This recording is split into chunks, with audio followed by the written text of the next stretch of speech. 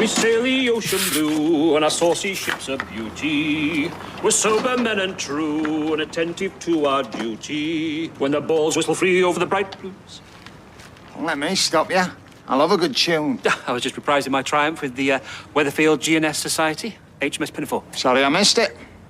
I was all set to play the title role in the Mikado this summer, my Nanki poo days being behind me, but we had to cancel the course because of COVID. Oh, well. It's an ill wind, as they say. Sorry?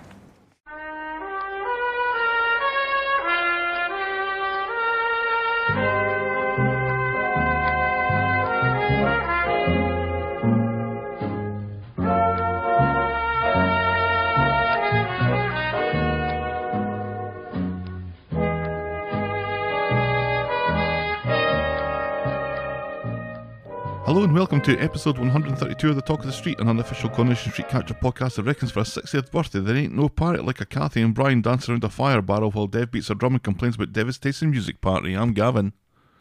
Oh, and I need to fix my earbuds. I'm sorry. Earbuds? Headphones. Headphones. Headphones. I hate to get all technical on you, but yes, those definitely are not earbuds. They're old school earbuds. Cans, I would call them. Where's the cans? I remember a time when nobody would wear things like this because it's too big and clunky and vintage looking, and now everybody wears them because everybody hates. Well, no, not everybody hates AirPods because lots of people like them. They just I love hate my losing AirPods. them. Just they keep on falling down drains. I lose them. I think I've lost 2 or 3. Mm-hmm. One of which was recovered. So I lost it, bought another one, $70 by the way. Then I think you found the one that I'd lost. Mm-hmm. I'm always finding your AirPods. I'm always finding everything in this house. Which is kind of ironic. And then and then I was walking home from the pub one night and I was crossing the street and I jumped up onto the pavement and an AirPod fell out, bounced once, and then went down the drain. So like, well, that one is definitely lost. Yeah, you're not getting that one back. And then I said, right, that's it. I'm replacing this one, and then that's it, because the whole thing costs $150 to start with. I've now spent $140 in replacements, one of which was unnecessary. Right. So you have and a of course, spare. it was, I don't have a spare, because it was the right one, and I had a spare for the left one. Because they're different shapes for different ears, obviously, and they're different shapes for the case. Well, you have a spare for the left one if you ever lose the left one again. I think I might have already had to use that.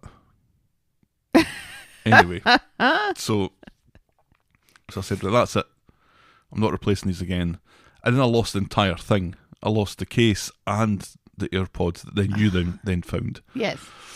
But in the meantime, I got myself a pair of Audio-Technica wireless headphones. Ooh-hoo. With noise cancellation stuff and all that. Ooh-hoo. Oh, they're really, really good. Yeah, which means you can hide out in the office and not hear anything and have plausible deniability for everything that happens elsewhere in the house. Yeah, I never do that. I'll never wear them when I'm walking the dog. They keep my ears warm. How are you this week? Yeah, I'm alright.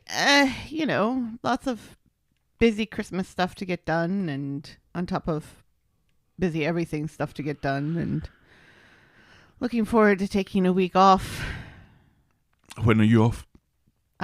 Same time I'm off. The 19th till Christmas. Oh, you're off the 19th? And then I'm going to work between Christmas and New Year's. Oh, I'm off when you're not then, and you're off when I'm not. Oh. I finish up on Christmas Eve, and I go back on the 4th of January. Ooh, well, la-ti-da. So I've just taken a week between Christmas and New Year, which is what we always do. Yeah. I'm not sure why you've gone for something different then. I don't know. For some reason, I thought that's what you did. But actually, I think... I can't because we typically drive to Connecticut, which requires me not to be in the office. Yes, I know. I misunderstood you when you talked about what week you were taking off. Anyway, I don't know. Maybe I'll take 2 weeks off. I don't know. I'd kind of like to get everything done and kind of relax before Christmas and then just get Christmas done. And then New Year's, I mean, we typically for New Year's just sit in a hotel room with a bottle of bubbly and watch the ball come down. So New Year's isn't really, for old people like us, New Year's really isn't. It's not particularly all that exciting anymore. It'll be nice to have to do it with the kids this year, as opposed to have them text us Happy New Year's multiple times the night of. I don't really care for New Year. I'd be in my bed. I don't really care. And for this year, yeah. I think we'll all be happy to see the back end of 2020. Not that I expect, miraculously on January 1st, 2021 for everything to get better, but it can't get much worse, can it? I don't know why you tempt fate like that. Of course it can get worse. It can get much, much worse. I mean, and now it's going to. William Shakespeare's gotten the vaccine, so all the rest of us can't be much further behind. Right. I love that. Just from 1554 onwards now, or something like that. I don't know. I love the fact that the second person to get the vaccine was named William Shakespeare. It's like peak England. The first person to get it was a woman, I think. Yes. Elizabeth somebody. She was patient Kinnan. 1A. Yeah, she was Irish. I wonder if William Shakespeare was patient 2B or not to to be. be. But I'm pumped-ish. Okay, that's the joke done for the week. We can settle down. That's the pressure off. How was your week? It was kind of just like every other week.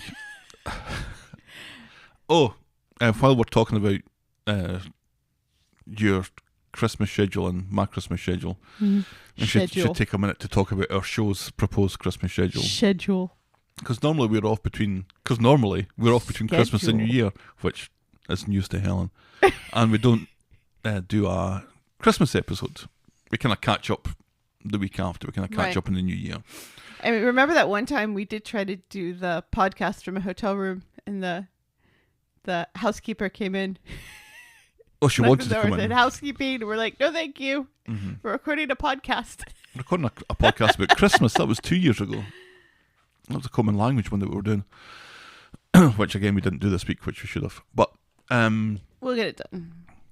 Yeah, so Christmas lands on a Friday, and as far as I can make out, the Corrie schedule for Christmas and New Year is the same as it is normally, with just the addition of another half hour on the Thursday. So that's Christmas Eve and New Year's Eve. They have an extra half hour. So we're thinking about just doing what we normally do.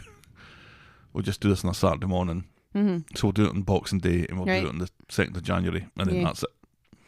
Yeah. That seems fair. It's just another extra half hour to watch, and what else am I going to be doing on Christmas Day other than writing up Coronation Street notes? So.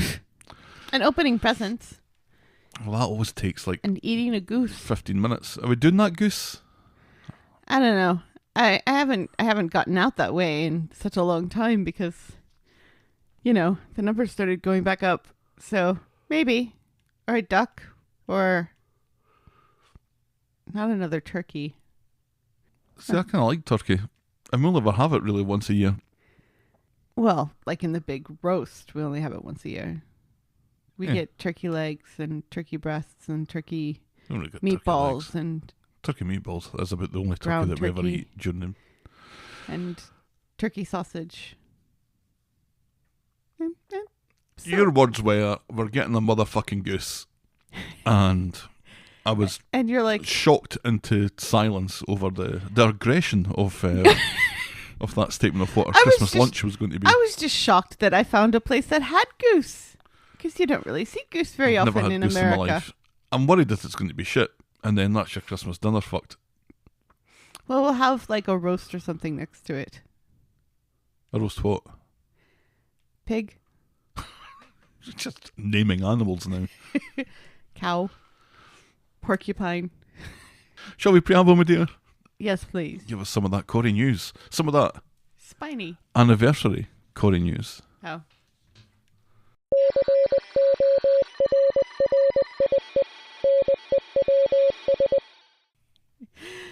We all hate the necessity of masks, but Sam Robertson, aka our Adam, has found the silver lining. he told Metro UK recently that fans can be overwhelming in their affection sometimes, and it's nice to find anonymity behind a mask. Overwhelming in their affections. Yes. I Although, wonder what that means. you know, fangirling. I think it means a little bit more than that. Ah. I think it means a little bit of that. Nah. And maybe with tongue. You and me both, Sam. You and me both. Lisa George has opened up about a small stroke she had that left her blind in one eye. Oh, no. As the hemorrhage, this happened 4 years ago. Oh. Still don't know. Yeah. As the hemorrhage was behind her optic nerve. In a bit of coincidence, and the fact that the UK is an island, the eye doctor she saw turned out to be the father of her ice skating partner, What? Tom Naylor, on Dancing on Ice. So 3 years later, she meets Tom Naylor and discovers that the doctor she saw 3 years before that was his father. Mm-hmm. Yeah. Small little island. She still has no peripheral vision in her right eye, which may make acting and ice skating difficult. Does she still ice skate? It was kind of meant... I'm just curious if she still does it or not. I don't know. Maybe not. She's quite good at it. Yeah. I'm rubbish at it. I've never tried it. No. I don't imagine I'd be any good at it. I nearly broke my back when I was just inline blading, so... Takes a lot of balance. I don't think that bodes very well. I think I was leaning back far too much. Finally, we join with our EastEnders brethren in mourning the passing of Barbara Windsor at the age of 83 from Alzheimer's. She became a dame after her many years on EastEnders, as well as raising awareness for Alzheimer's, and she will be missed. Yeah, very much an icon of not just British soap operas, but British entertainment. And starting Broadway. Off in all the She was Carry On movies. I think people remember her being in more Carry On movies than she was actually in, but she was in a fair number of them. I hear those haven't aged very well. No, of course not. They hadn't aged really at the time.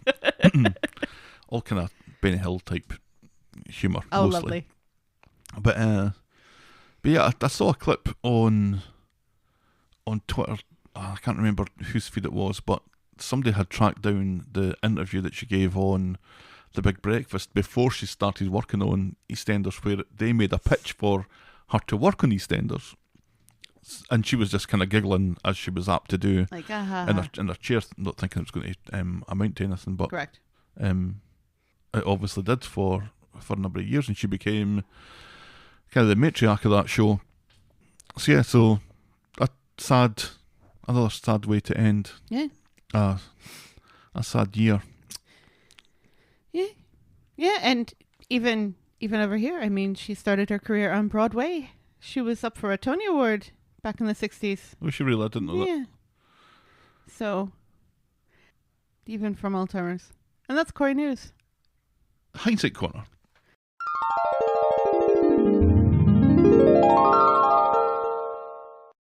A bloop, bloop, bloop, bloop, bloop, bloop, bloop, bloop. Last week I mentioned that I'd seen on Twitter that the horrible prosecutor woman also represented Nathan and his sex pest gang.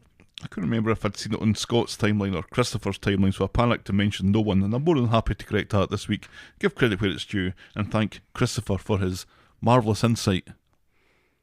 Brava. Brava, Christopher. Brava? Brava. I'm sticking to it. And now this.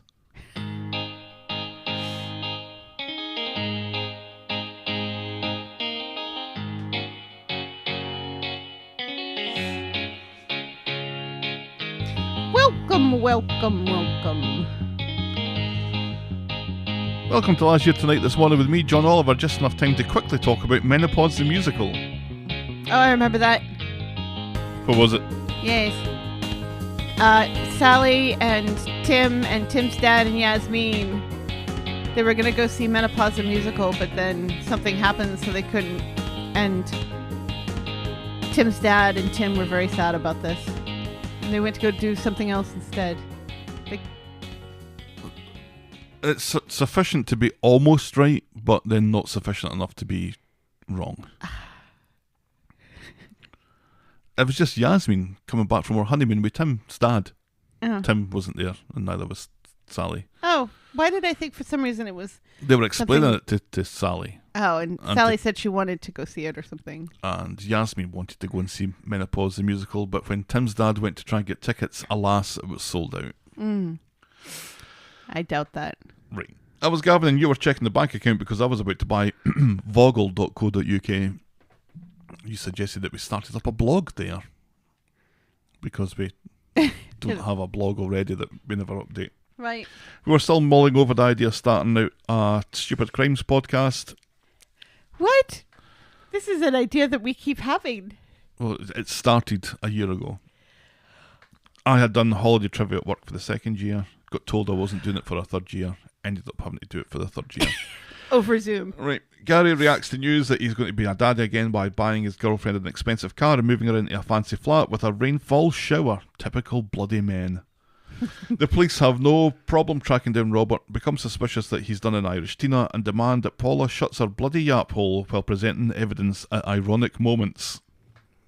I think that was the case when there was a few scenes where somebody would go out, Paula would say something, somebody would go out the room and then come back in the room with startling new evidence. Yasmeen didn't kill Tim's dad in Vegas. Alia didn't kill him outside the shop. No one killed him at his wedding breakfast. And quite frankly, we're getting a little annoyed by everyone's lackadaisical approach to not killing this utter monster. That's what we said last year. That's think a year. After almost half a century in the street where she's mostly been welcomed with open arms by all her neighbours, 2 days with little contact with anyone is enough for Rita to decide that she's lonely. Hope nearly gets pulled over by answering her phone while in charge of a scooter. Cathy is so enraged by Daniel's melancholy that she runs him over in the street. Bernie's attempts at catfishing really are shockingly obvious. Tim is in for a shock when he realises that Vegas weddings are legally binding. Oh, yeah. Remember that? That was a year ago. The bloke of bread is a rubbish Santa. A moment of the week was Cathy running over and almost killing Daniel, and a boring moment of the week was Rita boring Jenny to death, and that was Coronation Street and the Talk of the Street this time last year. Brava. What's with the fucking brava? I don't know. It's nice to... It's fun to say. It's not fun to hear. Brava. It's going to be one of those. Shall we dive in, my dear? Yes, please. Shall we summarise first before we dive in? Summarise what? The birthday week. The birthday week that was the 60th anniversary of Coronation Street. This was the much hyped, obviously, birthday celebration, another decade done. Yes. I expected more wholesome content. I wanted it to be on every day of the week, and it wasn't. Well, and I was can kind of understand that. hourly episodes, which that means nothing to us. No, it really doesn't. We were watching it on BritBox.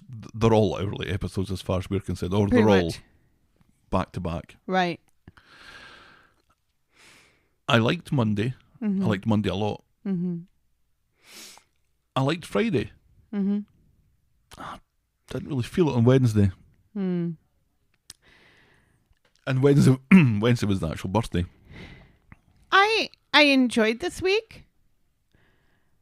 I thought it had a lot of good acting. I thought it had a lot of good drama. I thought it had a lot of good stuff in it that furthered along quite a few storylines that we find ourselves enmeshed in. I didn't find an awful lot of joy in it. It didn't really that was the feel... 10,000th episode that gave you that joy, wasn't it? Right. It really didn't feel all that celebratory. The majority of the storylines are really dark and really moody and... Dark storylines, they decide to have a power cut in the middle of them, which right, just just makes it the metaphor just more, right? writes itself. You know, and as we talked about a few weeks ago with that, with having our moment of the week being a Scrabble game. Was it Right. Scrabble or was it chess? Scrabble. With Scrabble between Rory and Evelyn. You know, that's what really makes the street is these, and that's kind of what they've been in all of the 60th anniversary and remember back in the day and this is how it got started and everything. The creator His idea was a show about ordinary people on an ordinary street. Yeah, but 60 years ago. Right. But times have changed. That's I right. will give you that, but that's still not ordinary people. That's still not modern ordinary people on an ordinary street. It felt like it was an awful lot of big reveals and big showdowns and big hanging off of roofs sort of thing. And big bulldozers. They're, regular sized bulldozers, I Right. would say. Well, but you know what I sure. mean. And not an awful lot of just story driven stuff and character driven stuff. Oh, it was all story driven, wasn't it? It was all culminations of stories. Right, but it was... I think I prefer it when it's really character driven as opposed to bulldozers. The joy, I think, came from the Rebel Alliance around their little fire Yes. on the cobbles. Absolutely. Singing and dancing while other storylines are happening simultaneously that are a little bit darker. So you've got... A little bit. Yeah. So you've got Yasmeen shouting from a window, and then it cuts to Cathy and Brian dancing around a fire, and And not being I able don't know. to... That actually seemed a little Blazing Saddles. I don't know. There was something that was. It's quite a funny joke. There was a number of funny cuts that happened. That was one of them. There was one later on with Simon and Sam that happened that was surely there to be funny, but yeah, maybe not a huge amount of it. And there was a couple of scenes that happened where that sort of stuff was happening, where there was nothing to write down. Right. It's Yeah, I mean, that one could argue that the whole Sam Leanne thing was more character driven and everything. That kind of fell flat for me. And we'll talk about that later when we get to that storyline, I guess. okay. So I think in summary, then we enjoyed the week. We maybe expected a little bit more, which is kind of what happens when you're Right. looking yeah. forward to something. When something is really hyped up, you're always going to be let down in some way. right, but let's But not. overall, it was pretty good. The smile I had on my face at the end of Monday was, that was pretty special Monday because right. It doesn't matter that I that like- smile occurred because of the death of a character. no, that wasn't when he died. Oh, that's right. No, wait. I like courtroom dramas, Oh, yes. and I like Imran, Yes. and I like A Few Good Men. Right. And Monday had all those things. So let's get into it, then, shall we? Seriously, Imran is Tom Cruise. We haven't seen Imran running. And to replace Tom Cruise, you really need to be able to run. Yeah, and Imran That's hates what stopped running. me. So Imran hates it running. does. So let's talk about Tim's dad then. On Monday, early morning, and Imran is making his notes for his closing argument, listening to Cannot Stop the Calvary by Jonah Louie. Is that a particular Christmas favourite over here? I can't No. say I've heard it in 8 years. No. It is in the UK. But that's the first time I've seen Jonah Louie written down. Ooh. Interesting. Except it isn't. So he's making sure to hit the right notes. Betrayal, trust, abuse, recklessness. It all sounds pretty good. Power, not love, is what Tim's dad craved above all. And there are lots of these, sort of shots of other characters while he's speaking, showing the relevance of his words in Right. other storylines. And I thought that was very cleverly done. Yes. I enjoyed that. Sally and Tim were on their way to court. Tim beating himself up for not doing more about Tim's mum, and Tim's dad spying on Tim's mum. But at court, there's been a hold-up. The judge announces that the defence has fresh evidence and grants their application to recall Tim's dad. And there's murmurs in the court as to what's going on here. And Imran offers a wink to Yasmeen to tell her, It's going to be okay. I've got this shit covered. So Imran spends some time giving Tim's dad all the rope he needs to hang himself. Mm-hmm. Tim's dad says that he hasn't seen Tim's mum since the summer. Imran then presents some CCTV footage of Tim's dad with cap and mask in the hospital near the psychiatric ward, but Tim's dad insists that it isn't him, it could be any bloke. Imran goes over this a number of times, getting Tim's dad to lie more and more and be more insistent that the figure isn't him, it's a complete stranger, according to Tim's dad. Mm-hmm. Then Imran shows a CCTV image of Tim's dad's car parked a mile and a half. No, Half a mile. half a mile from the hospital, and then footage of Tim's dad getting out, and it's very clearly Tim's dad getting out, putting on the cap and the mask. You're fucked, says Imran, because the timeline of this matches the hospital footage, which matches Tim's mum's claims, and Tim's dad is forced to concede that he was the figure in the hospital after all. And he tries to play the dotery old fool. He can't remember last week. He can't remember anything that happened last week, but claims that he hadn't spoken to Tim's mum. Imran finds this very convenient and asks what Tim's dad was doing. Tim's dad says he was collecting CDs.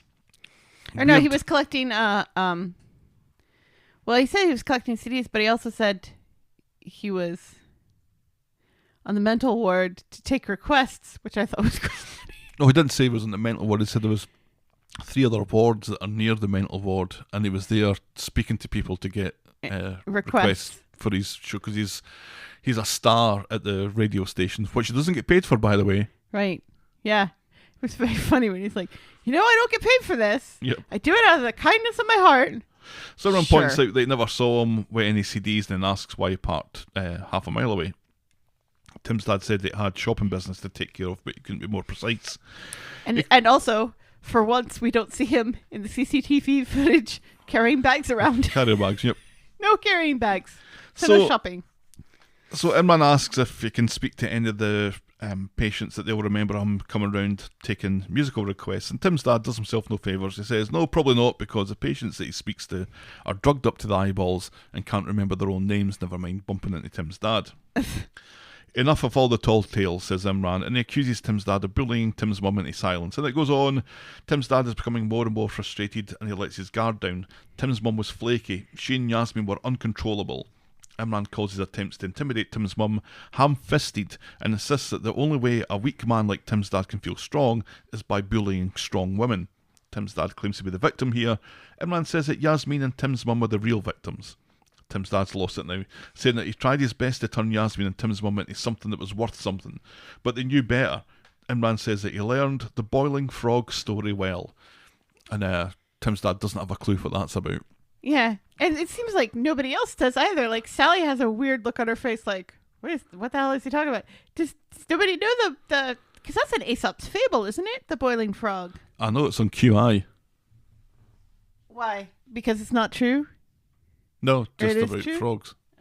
That if you put them in a lukewarm pot of water and boil it, they will happily boil alive. But if you put them in boiling water, they'll jump out. Right.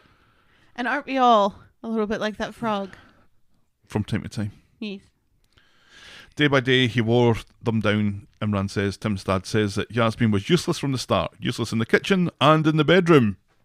He thinks this is going to win over a jury. Or the judge. I think he's kind of given up. He doesn't really see himself as being in the court at the moment. All he is a man standing up arguing with Imran. Right. He's looking very dapper. Yes. So, Tim's dad made Yasmeen look in the mirror, and it's not his fault that she didn't like the pathetic excuse for a woman who looked back. No further questions, my lord, says Imran, and he sits down, and Tim's dad is left to go, oh, fuck, I shouldn't have said that. So and his representation just sitting there. Right. She doesn't say a word. Imran is shouting at Tim's dad quite a bit during this. Yes. You'd expect at least a cursory objection just to interrupt Imran's flow. No, because she realizes that Tim's dad is shit as well. I don't think they want this to look exactly like a court case looks. Uh-huh. Because an awful lot of going to court and being a witness is sitting about in the witness room doing nothing. Mm. You can't handle the truth, Tim's dad. Right.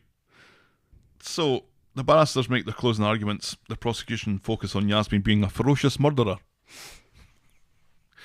Even though she has murdered no one. And Imran said that said that she was defending herself against the monster that is Tim's dad, and Imran does a much better job saying that Yasmeen was fearing for her life. The jury take no time, and Sally thinks this is a good sign. The truth will out, she says. Well, it didn't happen for you, says Tim, and you were in the jail for 4 months. I thought that was funny. Kind of shuts her up. The verdict is announced. We, the jury, find the accused not guilty. And right up to the moment it was announced, Tim's dad looked like he still thought he was on Easy Street here. Yeah. So he hurls abuse at the jury via video link and storms out as the judge, still sleepy from Friday, tells Yasmeen that she's free to go. And she looks like she doesn't know what to do. And that was nice. So she and Alia leave the court and Tim's dad is waiting outside, telling Yasmeen to put all this behind them and come on, let's go off home. I'm paying for parking here by the hour. Yeah. What do you want for your tea, love? Right. Really? Really? You really think that's going to work? I suppose. It just shows how completely demented this guy is. That this was And just he like thinks this is going to work. It's almost like this was a tiff that he was having with Right. Yasmeen that was getting settled because Right. they couldn't decide how to Right. settle it. So let's get a jury of our peers to settle it Right. for us. So they've decided that I was in the wrong. Okay, fair enough. Let's go get some fish and chips now. Right. What? No. I just spat my microphone. It's the thought of fish and chips, I think. We see quite a lot of fish and chips this week.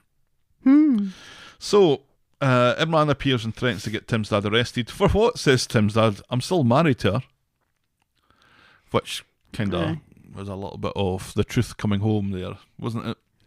That Yasmeen, after all this, he's still in the house and he's still her husband. So the kind of gloss of getting found not guilty was, well, yeah, but you still have a future here. And Tim's dad's part of it. Ugh. Do one, says Imran. Again, resorting to legalese here. Right. She's still my wife, says Tim's dad. I'm never going to be free of him, says Yasmeen. You can be, says Imran. So with Imran in tow, Yasmeen goes to the police station. She'd like to make a complaint about her husband. He snores, his feet stink, and he keeps completing the cryptic crossword before she gets a chance to look at it. Oh, and coercive control. Yes. Back at home, Tim's dad is on the phone to Christine. He's booked 2 tickets for Cyprus for the both of them. Let's blow this popsicle stand. I hope your landlord is forgiving for a midnight flit since you've just moved into that place in Oldham that I'm paying for. Right. Let's fuck off to Paphos. He has some unfinished business to attend to first, though. So on Wednesday, Yasmeen, who has been staying with Alia, hears Evelyn on the bullhorn outside and looks out the window to see Tim's dad standing there, staring up at her. Ugh. Like Mike Myers. Not for the first time, not for the last time, looking like Michael Myers in this episode. Alia takes photos of That him music to start. and wonders why he hasn't been picked up already. Rather than phone them, Yeah. Alia puts on her puffer jacket and goes off to do this face-to-face, leaving her gran alone in the flat. And this is where I think we deviate a little bit from Reality? what would probably happen in this situation. Your Lock gran the has door. just got out of jail. This Tim's man dad is standing outside. is accused. Yeah. She's like, oh, he can't get in. I'm going to leave now and leave you alone here with him standing outside. Right. The fact that he can't get in is neither here nor there. No. Because Yasmeen mentally, knows Yasmeen that is he's standing outside. right. Yeah. This does not make any sense at all. Why Alia doesn't say, oh, right, I'm calling the police. Yeah. The smile that I had on my face on Monday kind of faded a little bit here, and my eyebrow arched as Alia's putting on her puffer jacket, which was a lovely puffer jacket, I have to say. She Okay. really suited it. Is this really happening? Is she going out to do anything other than go to the police station? No, that's what she's doing. Yeah. But of course it sets up everything else that happens later on. Right. Yes. So later the buzzer goes, and Yasmeen, she's kind of doting about the place, talking to herself, and she checks that it's a delivery that she lets up. And after the delivery's been made, there's another knock at the door, and when Yasmeen pulls back the curtain on that weird little window that they have looking out to the hallway, it's Tim's dad there producing a pathetic magic bunch of flowers. He comes in peace, he says. Scary. Yasmeen says that she's already made a complaint against him, and he lays down the pathetic flowers and says that he's been to see his solicitor about the house sale. And the camera kind of lingered on the flowers going down, and I wondered if that's going to be important, and it turned out it wasn't. All she has to do is sign over her half of the house to him so he can abracadabra disappear to Cyprus. Otherwise, she'll be seeing a lot of him every day, because if the police wanted him, they'll have had him by now. He's Teflon Tim's dad. especially given that he's currently standing outside a flat where a certain PC Tinker lives. Of course, PC Tinker isn't home right now because... Actually, we don't really see PC Tinker very much this week, do we?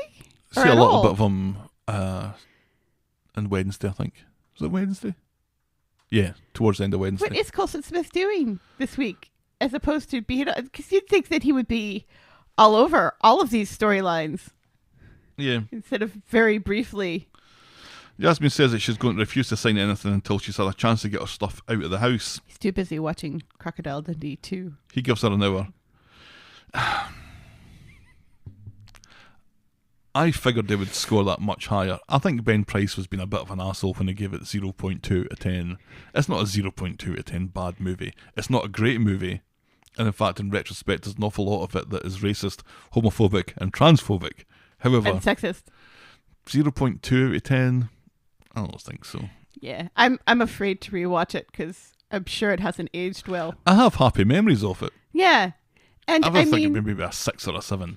It's a part of the culture because people who've never seen the movie, like our kids, will say, "It's not a knife." Right. It's a knife. Right. And they'll say it in an Australian accent sometimes. Yes.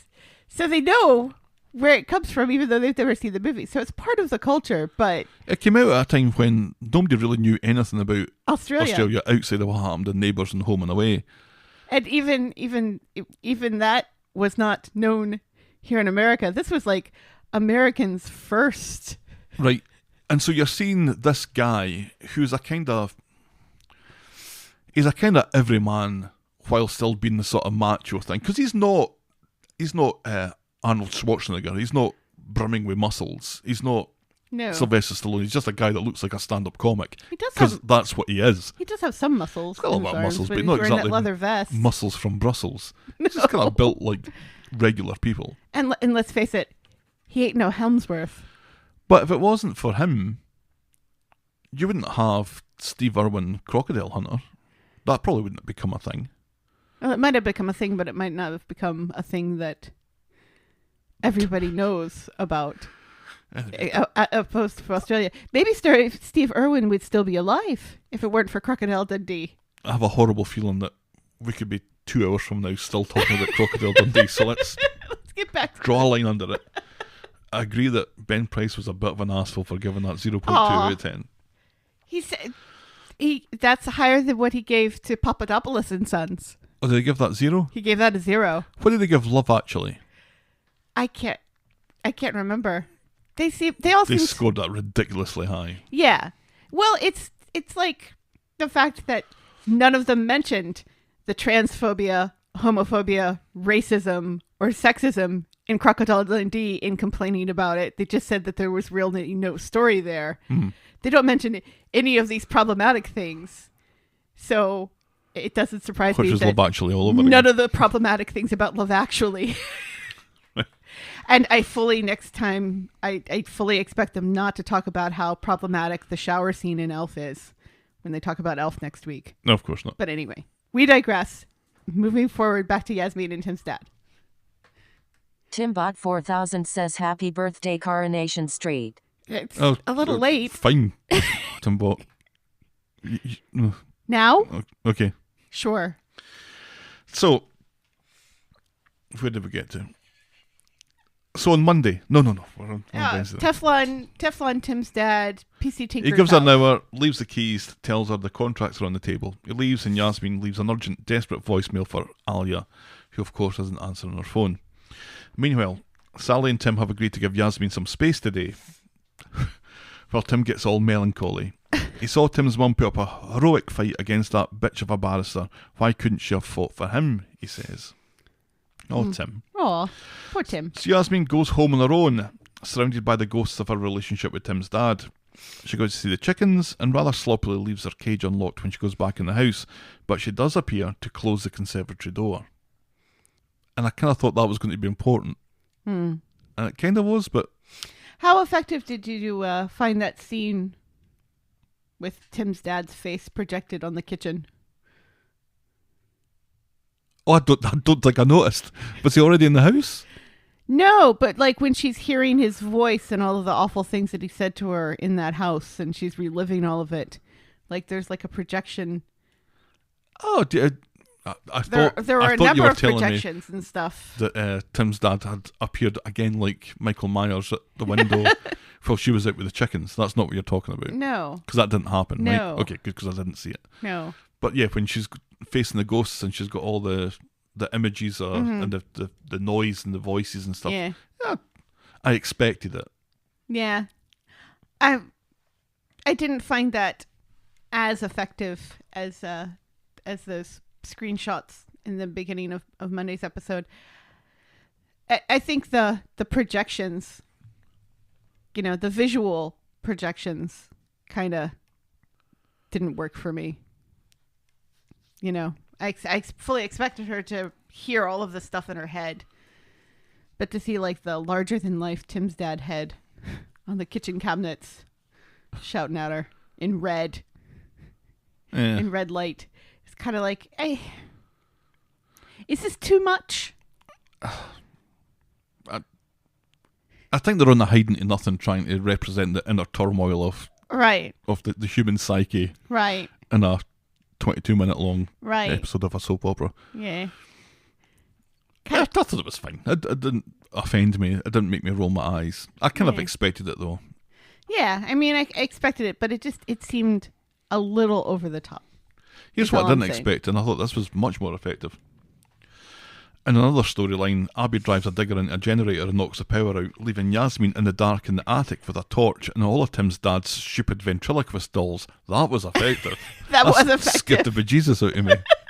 It's like being in our basement. It was very much, or anywhere in the house. It was very much like the, like Magic, the Anthony Hopkins movie from the 70s, when he's a ventriloquist whose doll kind of takes him over. Mm-hmm. Just the horrible grinning faces of since when was he a ventriloquist? Because he has millions of these things. I don't know.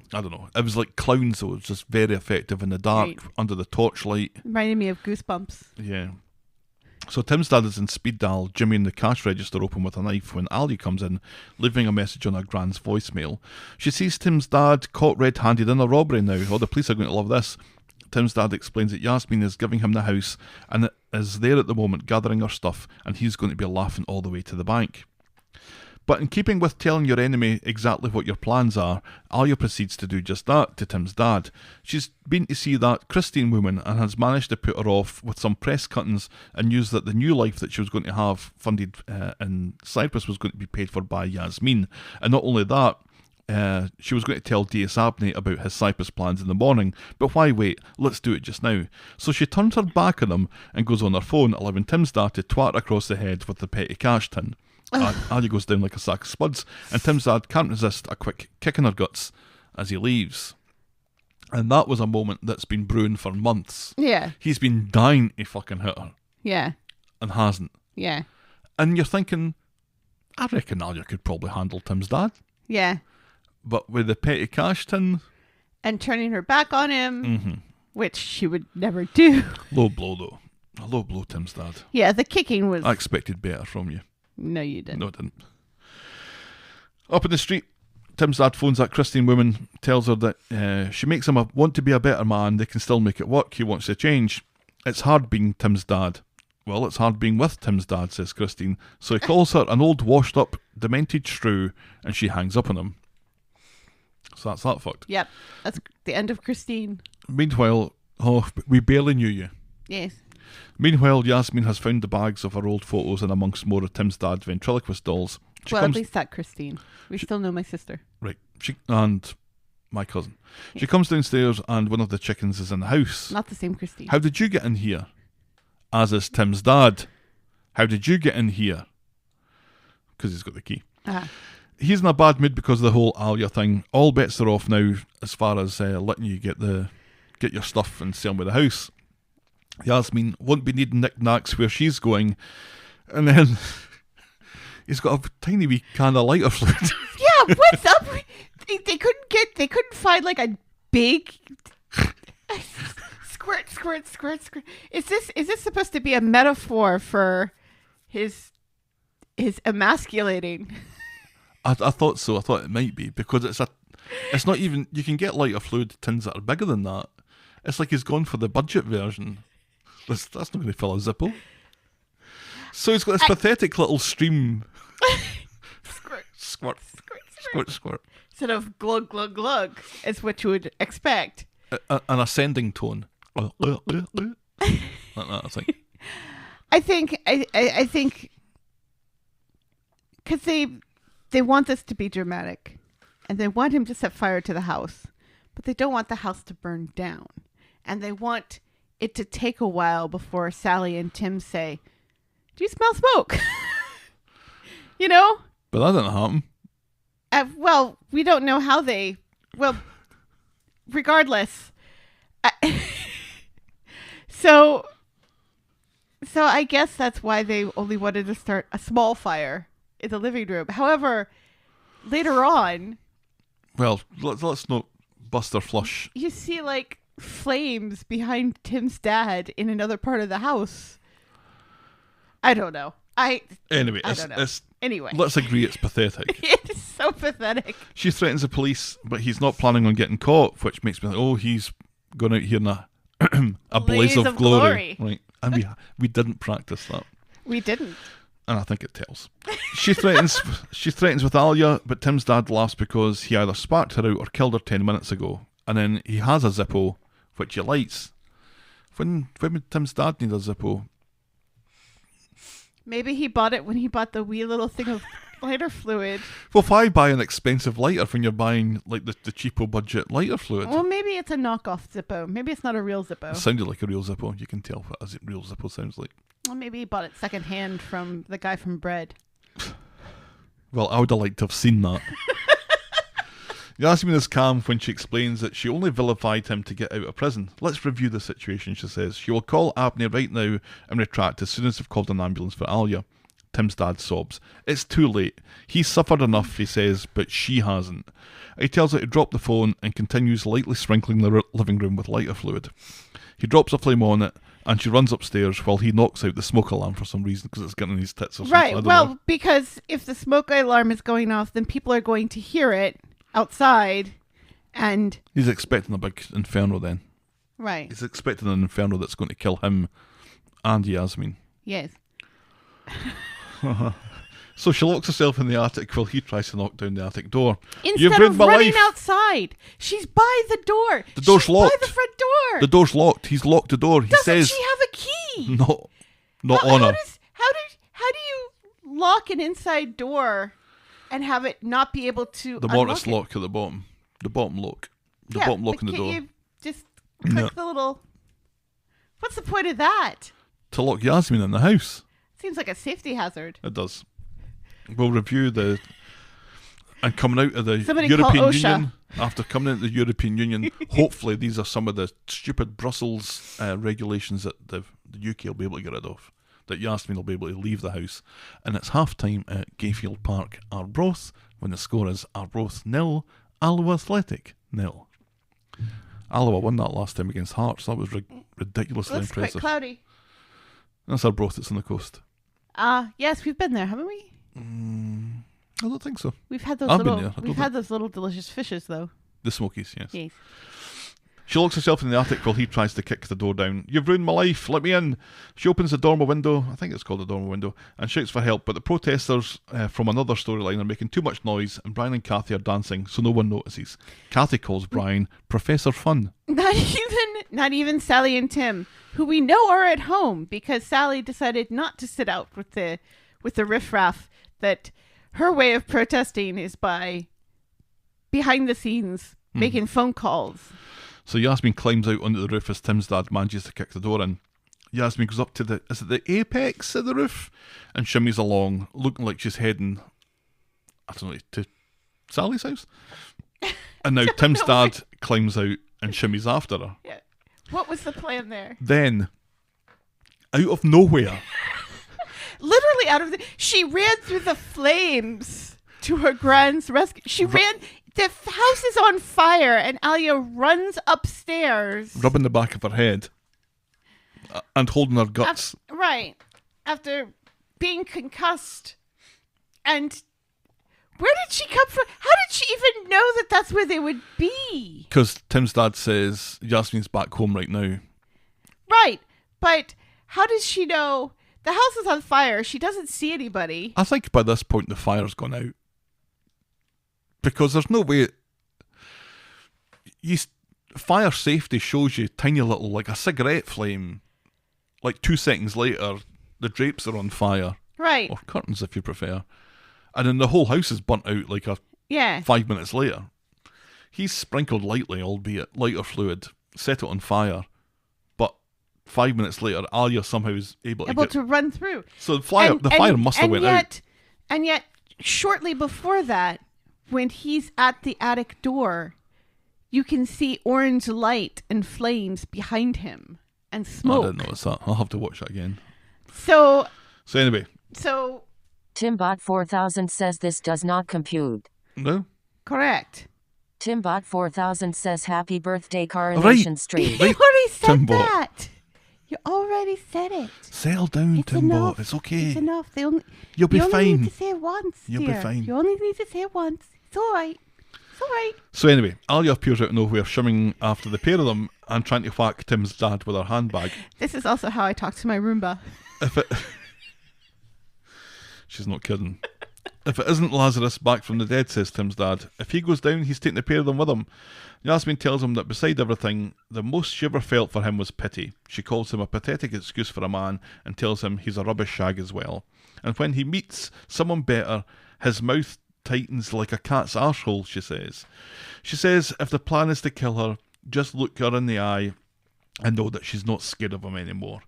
He makes a lunge at her and he slips down the roof. Help me, you stupid bastard, he says, and she half-heartedly throws him her scarf, but he misses it and slides off the roof with a satisfying plop. And what was she going to do with that scarf? Pull him up. She's barely holding on herself. She's weakened by being in prison for all this time. I think it's just trying.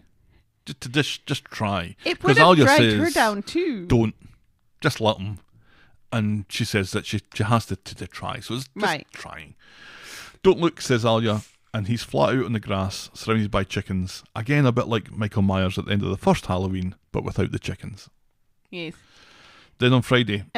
And Tim's dad doesn't get up and go away. No, and Donald Pleasance doesn't turn up. No, and there's no scary music. And Jamie Lee Curtis isn't crying. No. Oh, maybe somewhere Jamie Lee Curtis is crying. Poor Jamie Lee Curtis. Anyway, on Friday... Next, it's Ryan's turn to bound through the house and appear on the roof.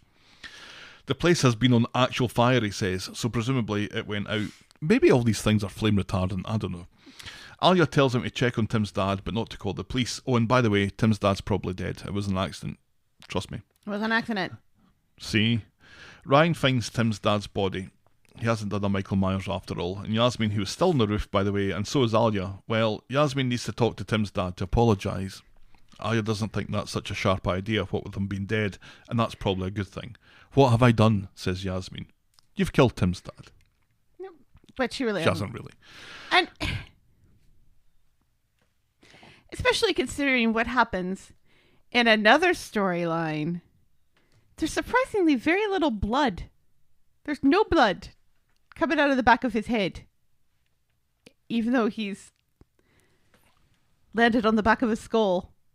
He landed on grass, though, didn't he? Well, still, from that height, that would He's an old bash the man. back of your skull in. He's an old man, I guess. And I just like to think that you'd survive jumping off. You'd maybe break your legs or something, but I'd hope you'd still survive. it's pretty high up. It's like 2 stories. Yeah. I don't know. You want to get on the roof and try it? I'd just like to think if the house was on fire, we could jump out the window to safety.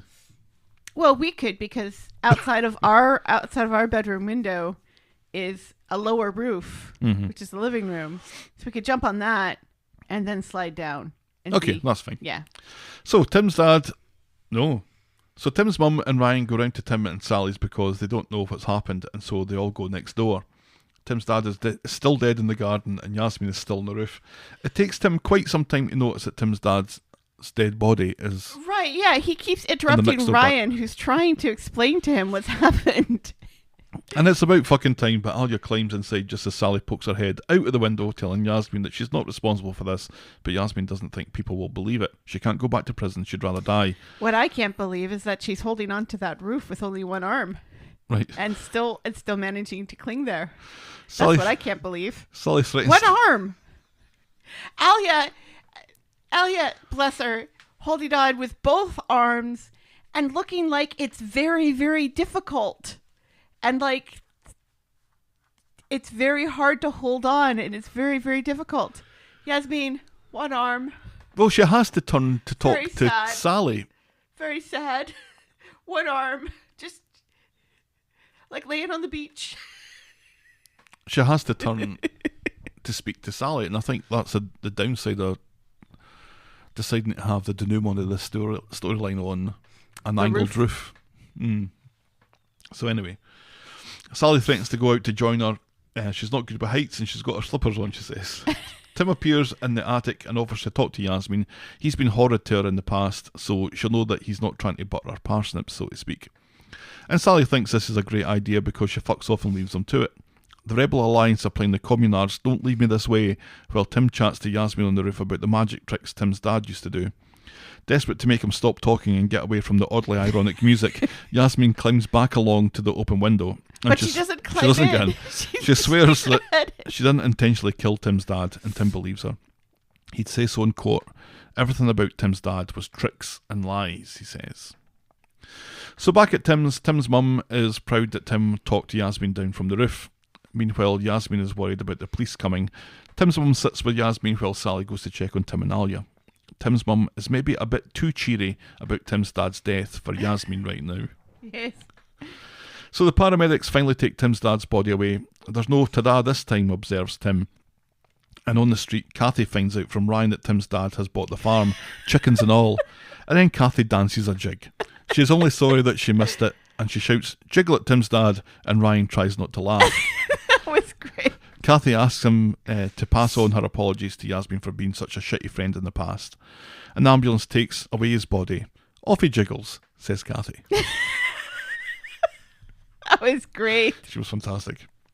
Inside, DS Abney is speaking with Yasmeen, who is still under the impression that she's in trouble for this. DS Abney and Sally calmly explain that she's a witness, not a suspect. Sally takes Yasmeen back to the flat, leaving Tim and Tim's mum together. Yeah, Abney is like, we've been working this case since the start. We believe you, Yasmeen. Like, really? That's a bit fucking rich. Really? It's a bit rich now. After all that time, you didn't believe her?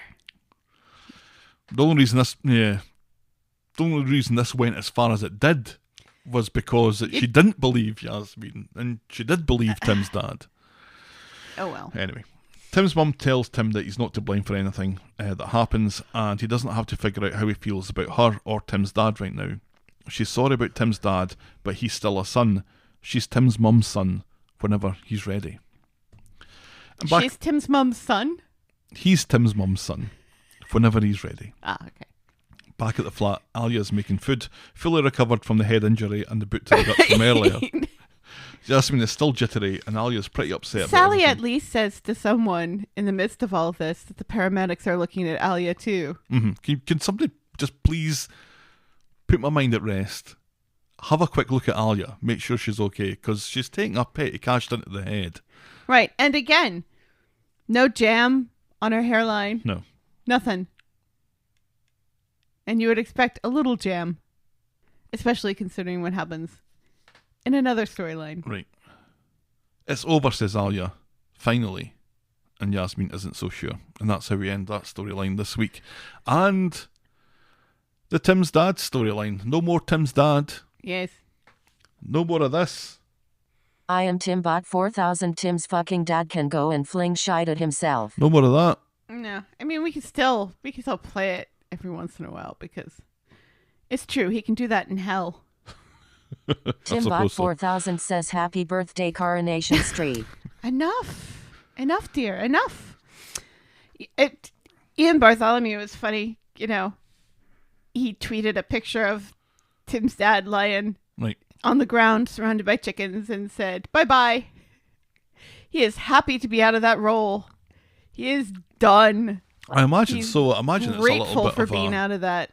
It's a little bit of a double-edged sword, though. Because despite everything, it's regular work. and that's that. Well, he's got a album deal now. Oh, true. Yeah. Yeah. Good. And I'm sure he will find more work because he did a great job He did. acting that. He really did. And towards the end, I thought he did a particularly good job at being menacing without becoming pantomime villain. Right. I don't think he yes. was pantomime at all. No. He was very good.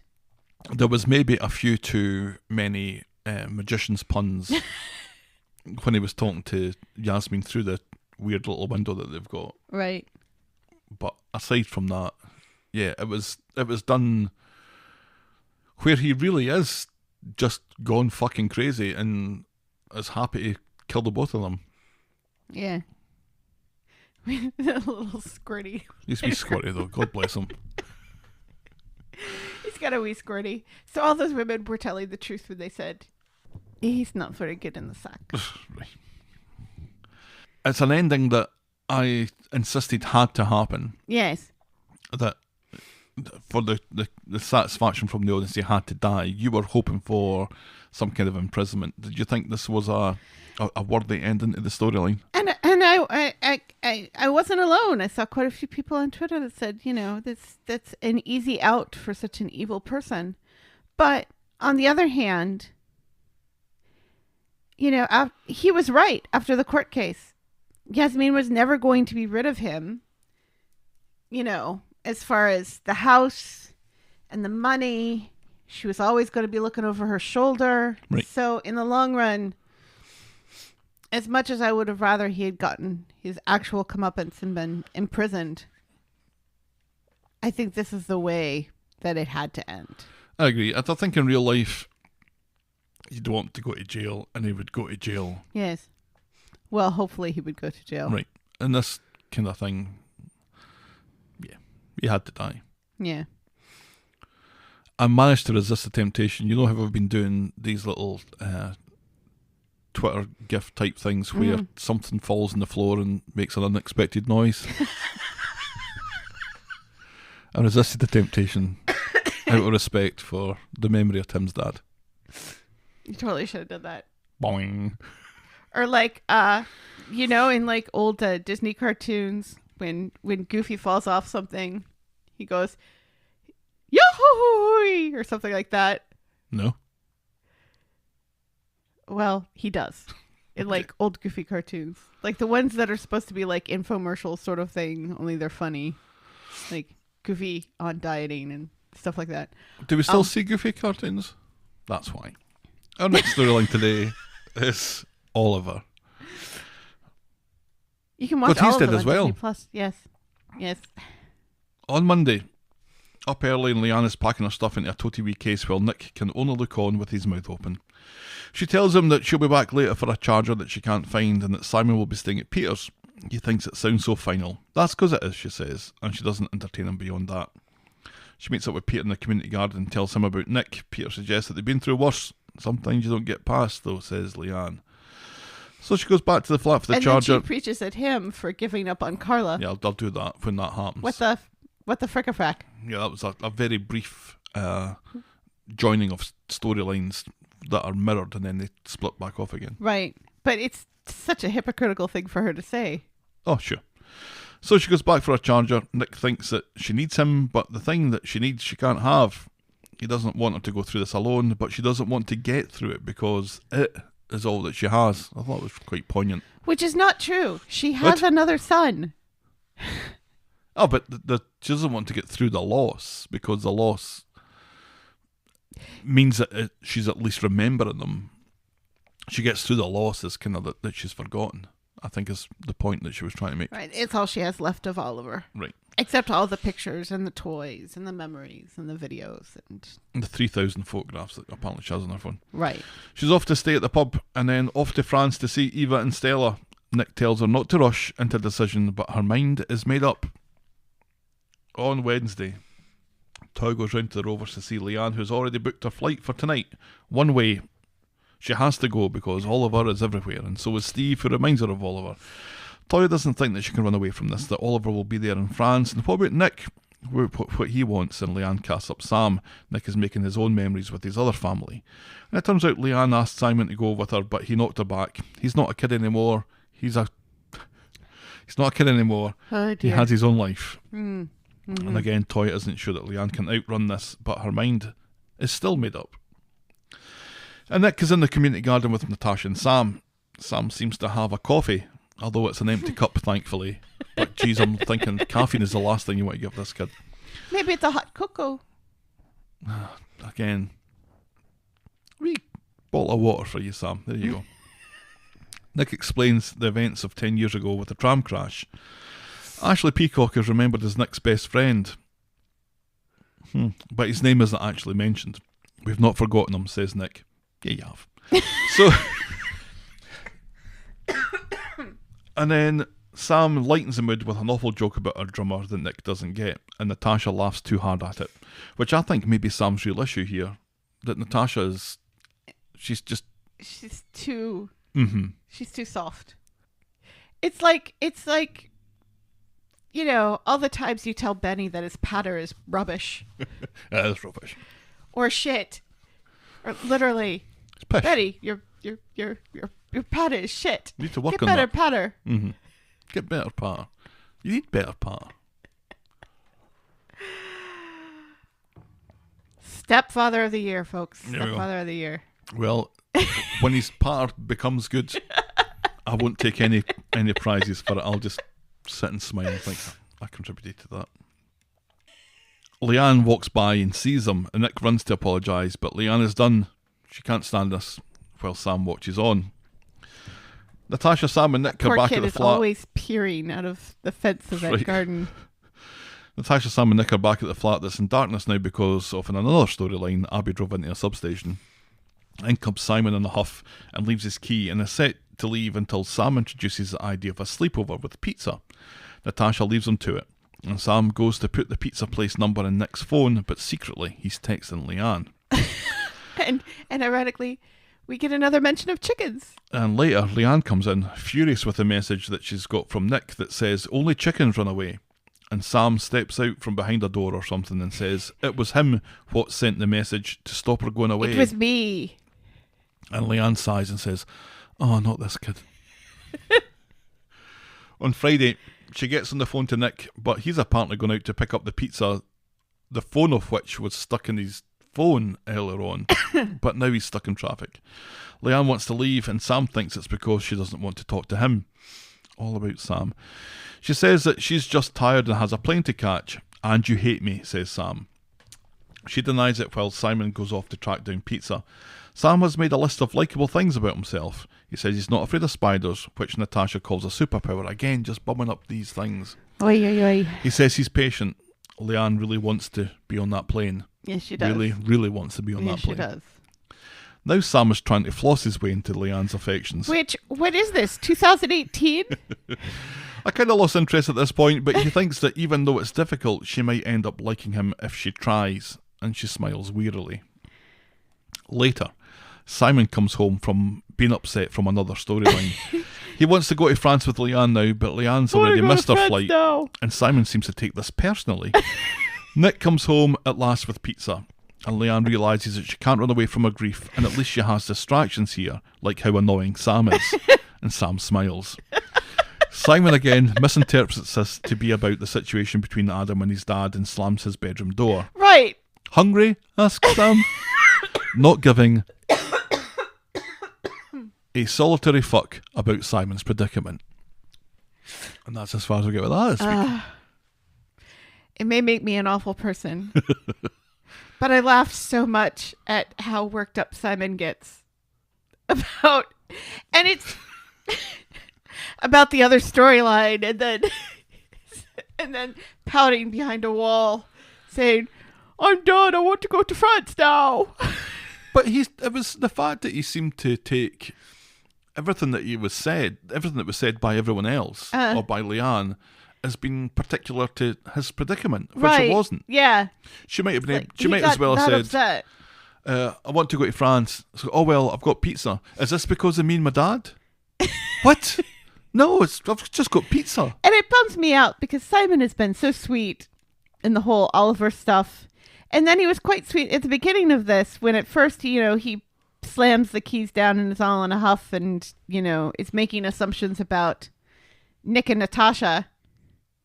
And then and Natasha's like, no, I'm leaving. And there is nothing going on, with me and Nick. Nick loves your mom. Mm-hmm.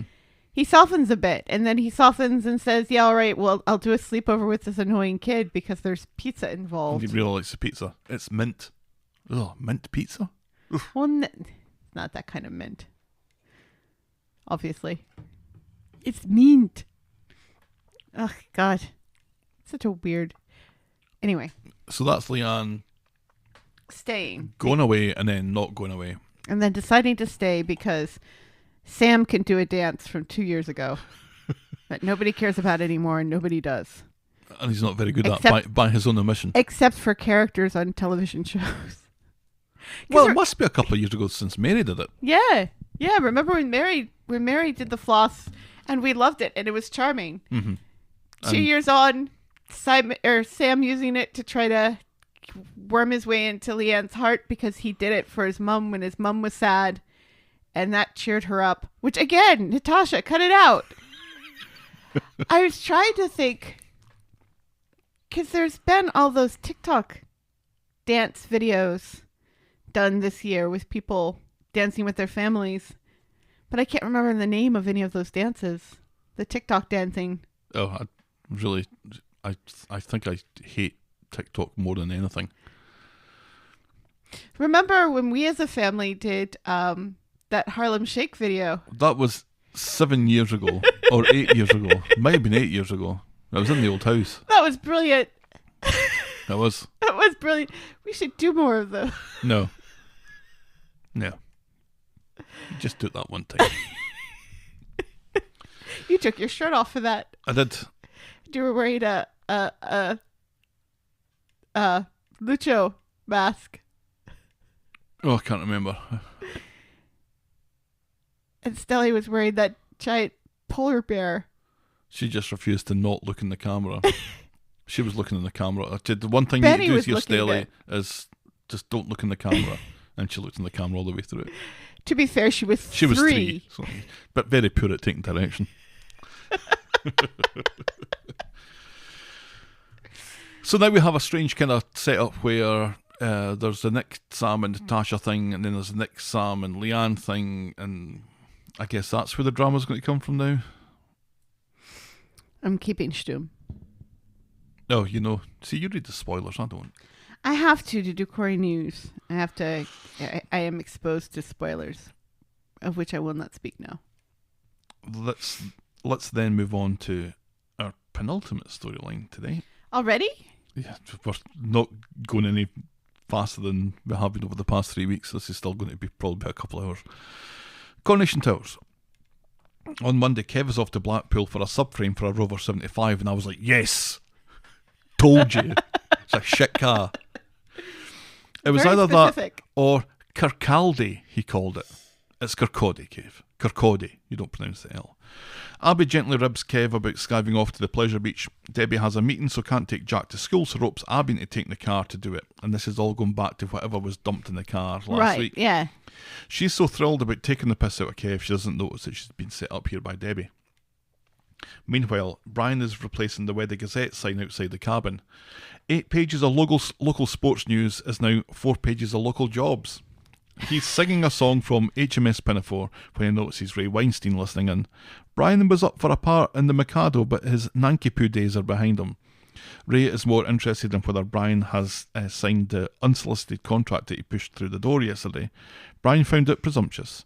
Ray threatens Brian that every day that passes, the amount of the offer will be reduced. Cathy is only sad that the contract isn't chunkier because Ray can shove it up his arse. Right up his arse. Secretly, though, Brian and Cathy look to be contemplating it. I don't think so. At Roy's Rolls, Roy is confident he can fuck up Ray's plans, all thanks to the brewery. The internal heating coil is original, which will help them secure listed status, and Roy comes in his pants a wee bit. Abby is just worried. He's quite excited about all that old copper. Right, we'll get that Ray will get wind of this, and at this, Debbie comes in and overhears the gist of their plans. Right. And she hides. Mm-hmm. with her arm permanently crooked at that angle to keep the handbag there. Later, she nabs Ken and Roy on their own and offers to help against the development, which leads Ken and Roy to be more than happy to share their entire plan of getting the brewery listed and protected. Then Ken's Debbie, back, by the way. yeah. Then Debbie rushes off to tell Ray.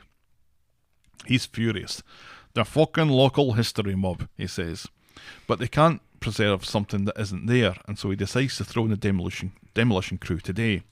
And he gets on his phone to put his plan into action, and Debbie's worried that they're doing this without planning permission. This could all backfire. And he's like, well, it's better to ask for forgiveness than permission, sort of thing. And that's like the first rule of politics right there. Right. So Debbie gets back home. Kev and Abby are lounging around. She makes lunch and makes a deal of cutting a finger. "That cheddar was sharper than I thought," says Abby. Zing! That was the zinger of the week, I think.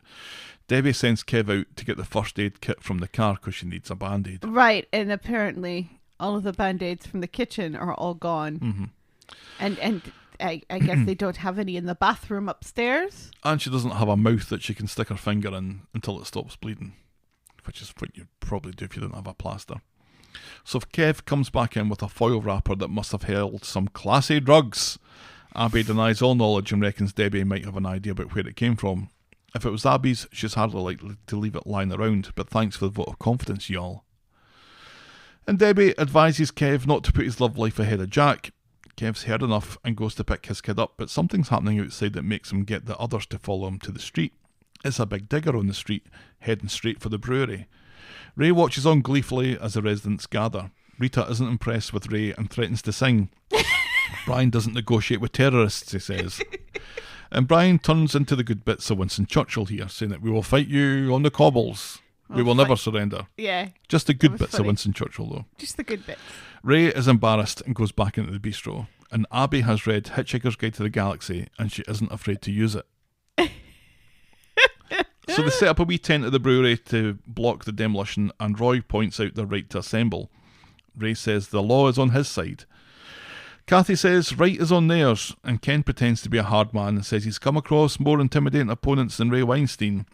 Over his 60 years on the street. And as has been threatened for a few scenes now, they all start singing "We Shall Not Be Moved," and Abby does a karate chop.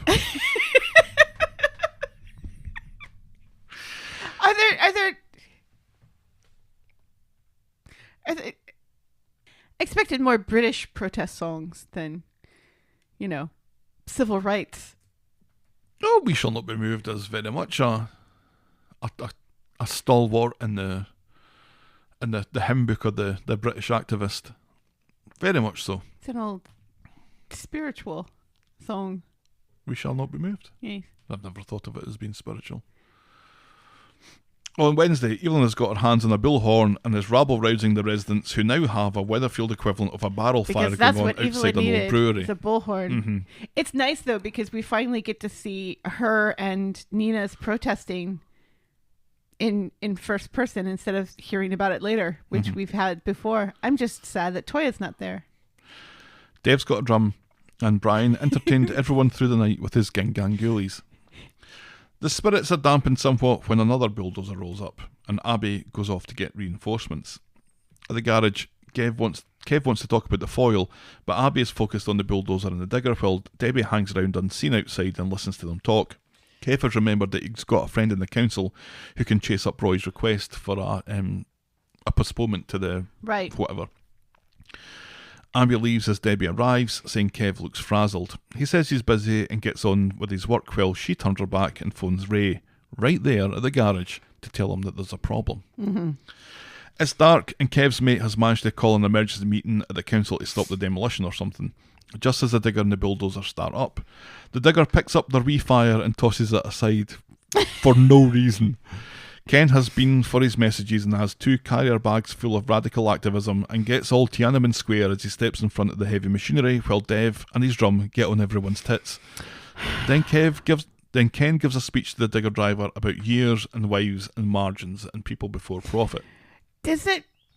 Get out of the way, old man. Does it feel a little insensitive for Ken to be comparing himself to the protester at Tiananmen Square who is actually Probably killed. Right. And, very, very much could have possibly have been run over right then and there in Tiananmen Square. Live on television. But wasn't, and showed like true bravery in the face of certain death. It's pompous enough to be Ken. It's December. Why are there birds singing outside? Why do birds suddenly appear? Yeah, it's typical Ken. The bird agrees. And to be fair, he lets someone else draw the conclusion with Tiananmen right, Square. Yeah. Do you know that most Chinese people don't know that happened? I'm not surprised. That's staggering though, isn't it?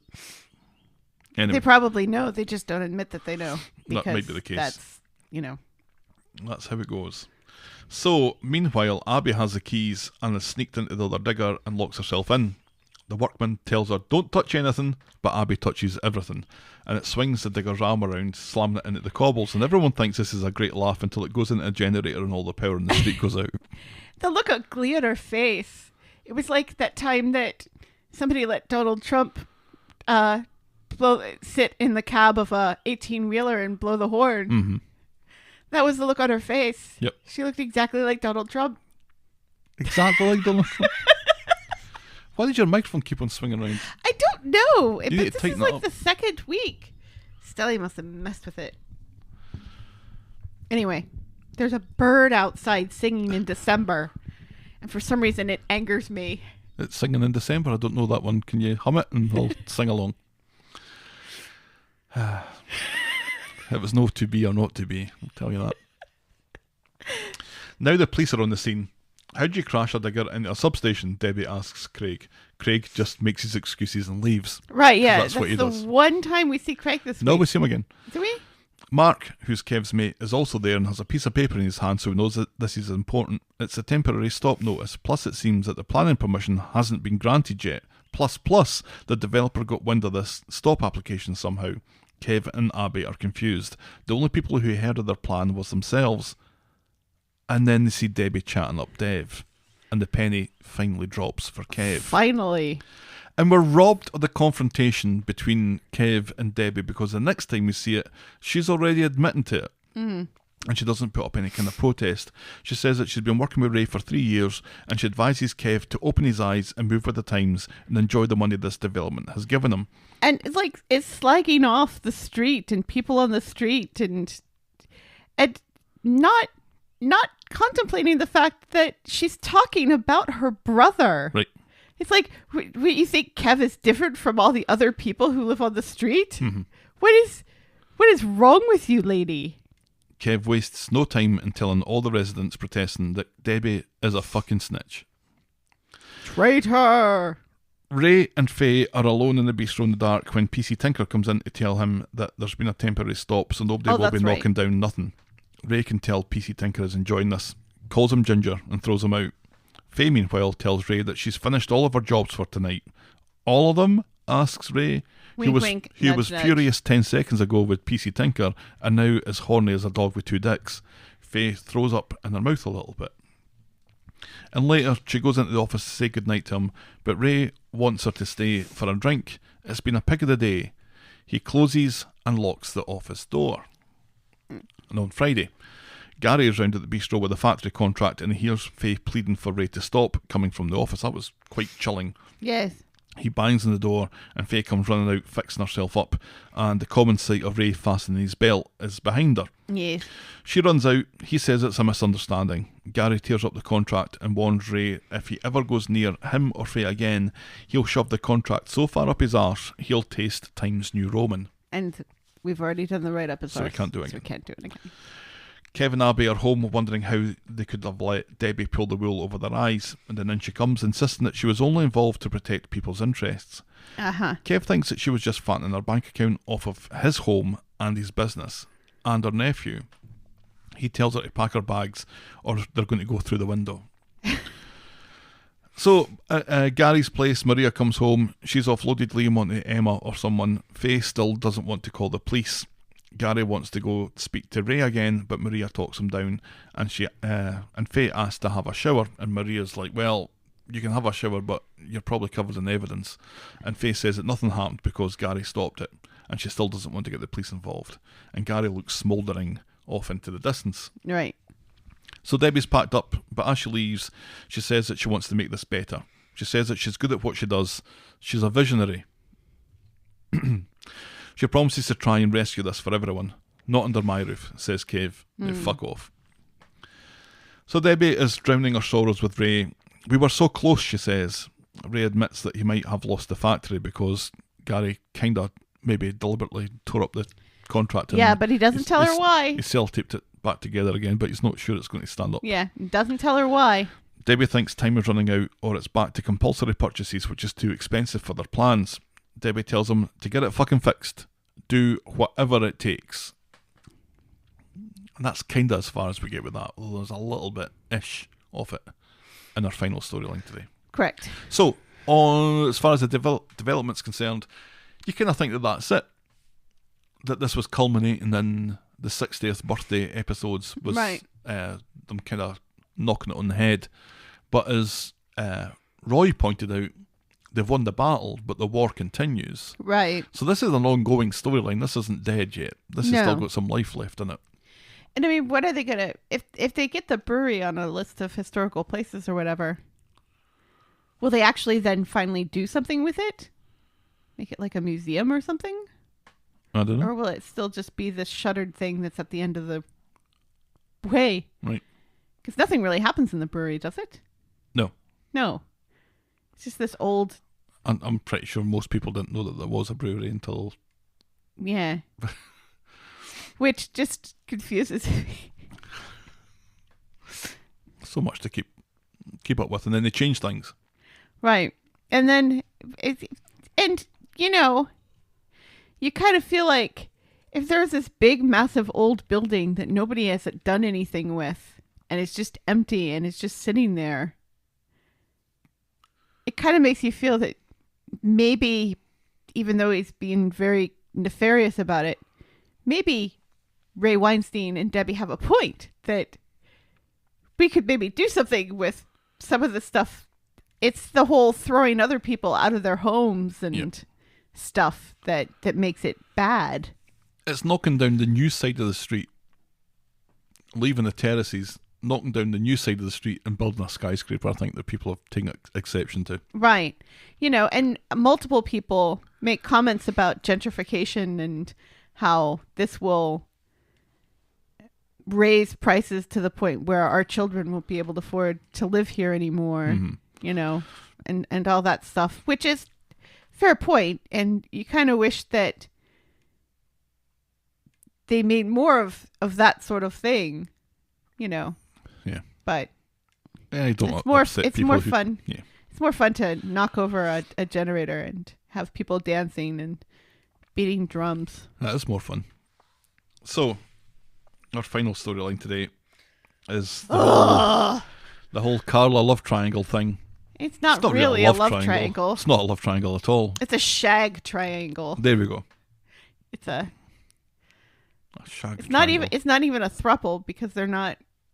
It's an orgy gone wrong. It's just a bit of a mess. Let's just call it that. Then. It's a bit of a mess. On Monday, Dev is trying to sell boring Daniel some flowers at his shop, but all Daniel is interested in is some pull-up pants. He insists are for Bertie. You're right. Dev chooses to mention training balls that Addie found useful. Big smiling faces, which is weird given the circumstances. Dev then calls Daniel and his family a slippery bunch, and he casts up the time a few weeks ago when he gave Adam credit when he realised he'd left his wallet at a hotel where he pumped Carla. Dev still hasn't been paid, and Daniel promises to remind Adam, but looks curious about the wallet thing. Yeah, a little too curious. Because at this point, does he know anything at all? I can't remember what he knows. Well, he knows that Carla cheated on Peter in a hotel. All right, so that's because maybe Peter enough. has told him that this has happened, and that he doesn't know who it was with. Okay. But still,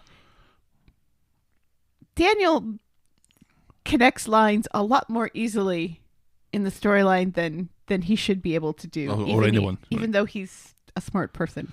Back in the Rovers, Carla thinks Peter is conducting an autopsy on his full English breakfast. He claims not to be hungry, and she rushes off to work. Some marketing bod is popping over later. Peter asks if he knows him because he used to work there, claiming to be showing an interest. "I right," says Carla. "You don't." So Daniel nabs Sarah later and concocts a story about a mate of his, because Daniel has a mate looking for a hotel recommendation, and he was wondering about that conference hotel she was at the other week. What was it called again? Then Peter, who doesn't work at the factory, comes into the factory to see if Carla fancies some lunch. "And by the way, didn't you say you had an important meeting?" Carla knows why Peter is here, and it's nothing to do with lunch, and it's obvious that he doesn't trust her. But she is happy to point out a female marketing bod who has nipped to the loo, and sheepish, Peter leaves. And he meets up with Leanne in the community garden. She asks after his woes, and he admits to being going through a rocky time with Carla. "You've been through worse," says Leanne. "Sometimes you don't get past," says Peter. She says, "Don't throw away what you've got unless you're sure. If happiness is a choice, take it." Yeah, take your own advice there, Leanne. Right. Shouldn't take a flossing child. He goes home just as Carla was worried that he was on the sauce again. He apologises and goes down on his knee and proposes. "Life's too short to be alone. Let's go to Kefalonia and get married there tomorrow." And she accepts. And it's the weirdest marriage proposal and acceptance ever. Yay. The plan is to go get a blessing in Kefalonia and then at a registry office have the full do when they get back. This makes sense. This coming from the man who proposed in baggage claim B in Logan Airport. But airports are romantic, aren't they? Yes. Airports are about Yes. meetings and departures and Yes. longings and Yes. things. Yes. It's It's just, fucking romantic, you. I just wanted an excuse to mention it again. Back at 'Cause it is Daniel's, dead romantic. Adam's called in. Daniel's being noisy with dishes, so that means he's angry. He quizzes Adam about losing his wallet at a hotel, just like the bloke who slept with Carla. He's been to that hotel, spoken to the cleaner who found the wallet, and remembers a Scottish bloke picking it up, the same one he'd seen with Carla the night before. Pretty impressive stuff from the cleaner. Right. And also, is there only one Scottish man in Weatherfield? Is there only one Scottish person within a 25-mile radius of Weatherfield? Really? He's very presumptuous in connecting these lines here. I mean, he's not wrong, but still, he shouldn't be able to. No. This is... Get off your high horse, says Adam. It's not like you haven't hung out with Carla yourself. Daniel says that was different. Peter has been a brother to Adam. Adam tells Daniel to keep it to himself, but Daniel doesn't want to hear it and throws Adam out. So Daniel goes into the pub and is surprised to see Carla hitting champers with cause to celebrate. She explains and he's unmoved and tells her that he knows about Adam. He rolls his eyes. Carla tells Daniel that Peter is big enough to make his own decisions, so Daniel pretends to be happy when Peter comes in. "Good luck," says Daniel, and Peter looks like he reckons one of them has just farted. On Wednesday in the morning, Carla seems to be having second thoughts about this Kefalonia thing and now wants to get married underwater in Las Vegas. Peter has been having second thoughts too. He wants a proper wedding, not just a registry office. "Call me sentimental," he says, because the one thing you could say about Peter is that he's sentimental. so sentimental. He wants his dad to be there. He wants Simon to be his best man, and Daniel. And Peter says Daniel to gauge a reaction from Carla, but she doesn't flinch. She agrees to the honeymoon and then the wedding later. Right, yeah. Now all of a sudden, Peter seems to think it was Daniel that she slept with. Right, because she has before. Because she has before, and because also he says, because Daniel congratulated him and said Weirdly. good luck. Weirdly. Yeah. Because it was being kind of strange in the Right. pub, and Peter was like, "Was that all you've got to say?" So Carla has to nip into town to drop some stuff off at a charity shop and buy some new things, and asks to keep all this information to themselves until she gets back because she wants to see everyone's faces. Carla and a bunch of shopping bags turn up at Daniel's to beg for him to keep his fucking mouth shut. He seems to be giddy from the height of his high horse that he's on. Bethany. Carla says Peter doesn't want a clean-cut girlfriend. He needs someone broken like him. And he wants Daniel to be his best man along with Simon. And Daniel rolls his eyes again. And then falls off his high horse. Then, thanks to Abby and the electricity in another storyline, the Rovers is in candlelight as Peter finishes packing. He says he's travelling light because one of them has to. Jenny must have seen Carla going to Daniel's, which I didn't think happened, but anyway. And she makes a flippant remark about that, and Peter clearly jumps on it. And Alloa have just scored. Hooray for Alloa. Huzzah! The Barlows are at the Rovers celebrating Carla and Peter's engagement, but before the bubbles have died on the champagne, Peter accuses Carla and Daniel of knocking boots. Peter is about to knock Daniel out as Sarah comes in, and Adam comes clean, and he says that he was the one what slept with Carla. And Carla's like, no, don't, because Sarah's come in. Right. And Carla has seen Sarah, but Adam has not. Right. And it's all a comedy of errors. Ha, ha, ha, ha, ha, ha, ha. This has Shakespeare written all over it. It really does. On Friday, understandably, Peter is rather miffed. Who's next? My dad? And rather comically, the camera cuts to Ken here, who says, "Oh, Peter." Sarah chooses to ignore the fact that she and Adam were on a break and storms out. Daniel chasing after her for some reason. Adam then gets thrown into Carla, blaming her for everything. Peter is next to leave. Adam thinks if Carla had only lied, none of this would have happened. Now it's her turn to storm out, leaving Ken. Right, you're the one who just confessed, Adam. So the way Adam acts in all of this is just the shittiest he's ever been. Right. He is so shitty in all of this and acting like he's God's gift and all this other. I want the goofy, charming Adam back, please. And not this shitty misogynist who thinks he's God's gift to women. I'm kind of liking the swagger of this one. Says the Scotsman. Right. Ken gives Adam a lecture saying that he didn't stand in front of bulldozers yesterday to keep the community together just for Adam to fuck it all up. And then Ken goes home. Please don't sleep with any of my relatives. Sure. Adam is in a booth on the phone to Daniel, telling him to get Sarah to want to see him, because Daniel is so happy with Adam right now that he's going to do that. All right. Then Carla comes out. "No thanks," says Adam. I don't think he thinks this, but he suggests that he's expecting Carla to come on to him now that Peter's probably off on the booze again. Right, yeah. It's like, well, you used this as an excuse last time, so that's what's going to happen this time, because I'm God's gift to women. He says that women throw themselves at me. She was the one who came on to him, that he just felt sorry for her, and that no wonder Peter is an alky if she can't face being alone for 5 seconds without jumping someone else. Which is revisionist history, because he was the one that followed he her. He was the one who followed her to her room. Jenny comes in to confirm that a bottle of whiskey has gone missing. Adam orders a shot like he's in a western. If he was, says Carla, I'd have him shot by now. Death by cougar, says Adam. At the Rovers, Peter comes home and he's not been drinking. He hid the bottle earlier. Okay. Sure. But now he gets it out because he's just remembered. Carla slept with his nephew. Well, I'm sorry, says Carla. She calls it just another stupid mistake that they're both famous for, like that time Peter slept with the babysitter on their wedding day. And Peter is shocked that this keeps getting dropped up in conversation. And he's not wrong. And says it was years ago, a decade ago. She tries to explain that she was hurt after what he'd said to her, and he was drinking, so he offers to get drunk again and give her a free pass. He takes a swig, calls it her fault, then says it'll be his fault if she goes and gets her hole off someone. Now everyone's happy. No one is happy. And this is very bad logic. And I think this comes from Carla not...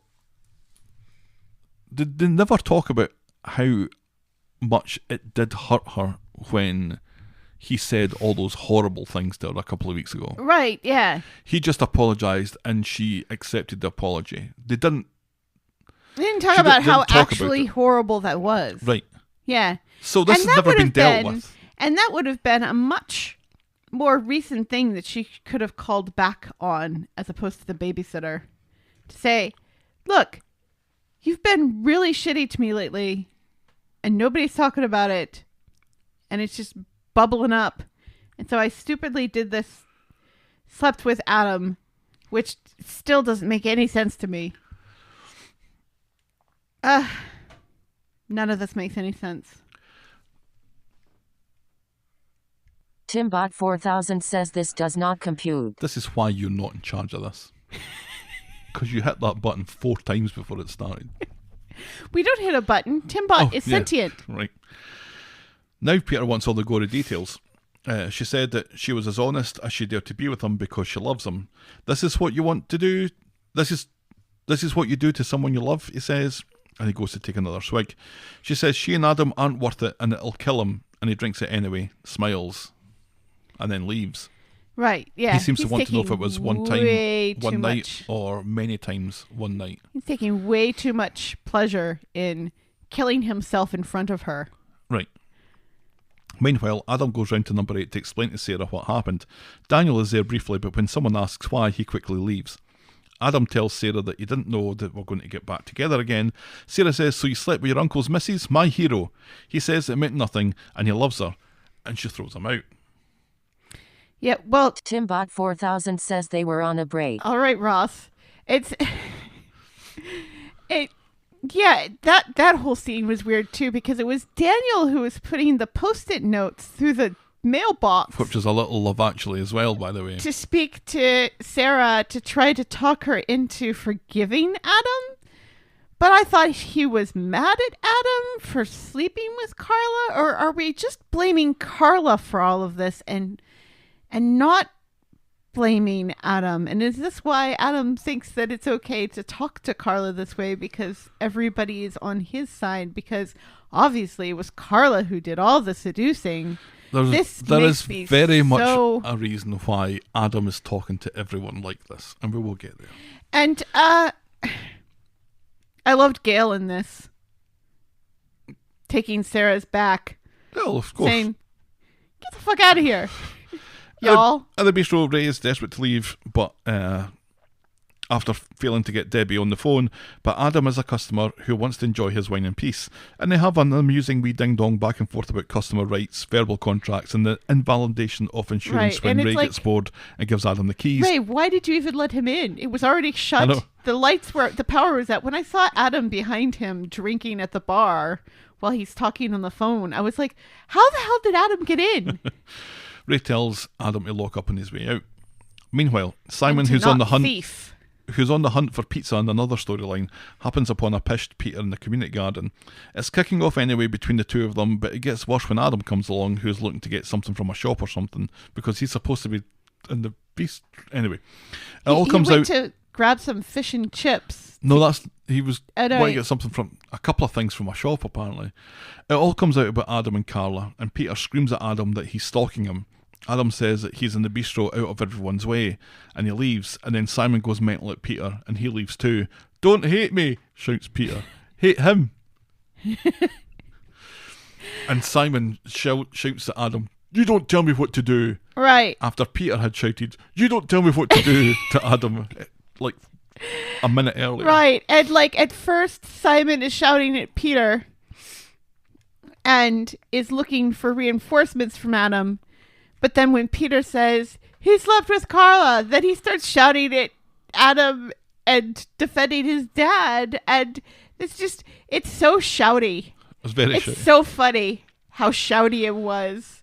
It was like that meme that has been made of the guys from that show about the pawn shop in Las Vegas, where it's like they're yelling at each other, then somebody throws a chair, and it's always something really funny and clever that Right. is put in there. It's that, only in real time, and it was so funny.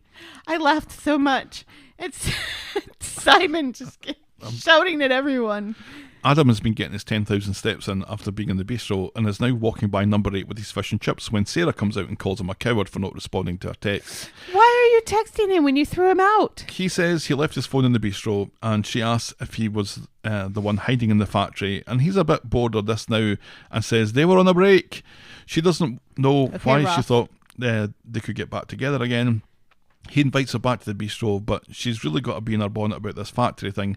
Tell me what you want, he says. I'll tell you what I want, she says. want. What I really, really want. And she tells him to drop dead. It's funny that Adam does make that Spice Girls joke. The timing of that back and forth was kind of perfect. I loved that.